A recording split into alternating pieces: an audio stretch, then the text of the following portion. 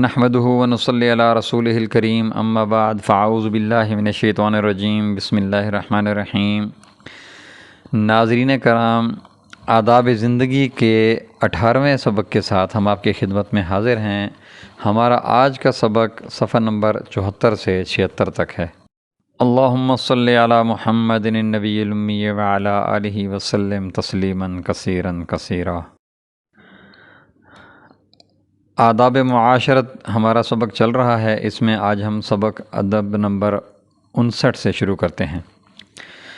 بسم اللہ الرحمن الرحیم۔ ادب نمبر 59۔ ایک صاحب تو میرے لیے قبل از نماز صبح اس خیال سے کہ میں گھر سے آ کر وضو کروں گا لوٹا پانی کا بھر کر اور اس پر مسواک رکھ دیا۔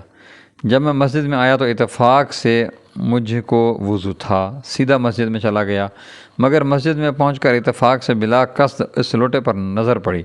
اپنی مسواک پہچان کر سمجھا کہ یہ لوٹا میرے لیے رکھا گیا ہے۔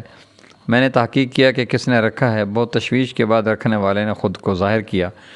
میں نے اس وقت مجملاً اور نماز پڑھ کر مفصلاً ان صاحب کو فہمائش کی کہ دیکھو، تم نے محض احتمال پر کہ شاید میں وضو کروں گا لوٹا بھر کر رکھ دیا، اور یہ احتمال نہ ہوا کہ شاید وضو ہو، چنانچہ وہ تمہارا واقعہ میں غلط نکلا، اور یہ دوسرا احتمال واقع ہوا۔ تو اس صورت میں اگر اتفاق سے میری نظر لوٹے پر نہ پڑتی اور رکھنے والے خود بھی غائب تھے تو یہ لوٹا یوں ہی بھرا ہوا رکھا رہتا اور کوئی برت نہ سکتا۔ اول تو اس کے بھرے ہوئے ہونے کی وجہ سے کہ یہ قرینہ ہے کہ کسی نے اپنے لیے رکھا ہے، اور دوسرے اس پر مسواک رکھنے کے سبب سے کہ یہ تو عادتاً قرینہ قطعیہ ہے دوسروں کو استعمال سے روکنے کا۔ پس جب اس کو کوئی نہیں خرچ کر سکتا تو تم نے ایسی چیز کو بلا ضرورت مبحوث کیا جس کے ساتھ نفع عام متعلق ہے، جو کہ اس کی وضع و نیت واقفے کے خلاف ہے۔ تو یہ کیسے جائز ہو سکتا ہے؟ یہ لوٹے کے متعلق ہوا۔ اب مسواک رہی سو تم نے بلا ضرورت اس کو محفوظ جگہ سے ہٹا کر غیر محفوظ جگہ میں رکھ دیا، اور چونکہ اس کا انتظام نہیں کیا گیا کہ رکھنے کے بعد اس کی نگرانی بھی کی جائے کہ بعد فراغ اس کو پھر پہلی جگہ پر رکھ دیا جائے، کیونکہ لوٹے پر رکھ کر بذو میں خود یقین کر لیا گیا کہ فلاں شخص اس کو استعمال کرے گا اور استعمال کر کے اٹھا کر بھی رکھ دے گا، تو اس لیے اس کو ضیاع کے خطرہ میں ڈال دیا۔ تمہاری یہ خدمت اتنے ناجائز امور اور کلفتوں کا سبب ہوئی۔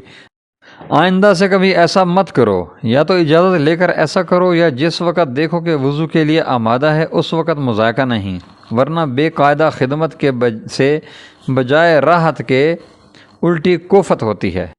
لطیفہ یہی حال ہے بدعات کا کہ صورت ان کی اطاعت کی ہے جیسے یہ صورت خدمت تھی، مگر اس میں مفاسد مخفی و مضمر ہوتے ہیں جن کو کم فہم نہیں جانتے، جیسے اس خدمت میں باریک خرابیاں تھیں جن کو خدمت کرنے والے نے نہ جانا۔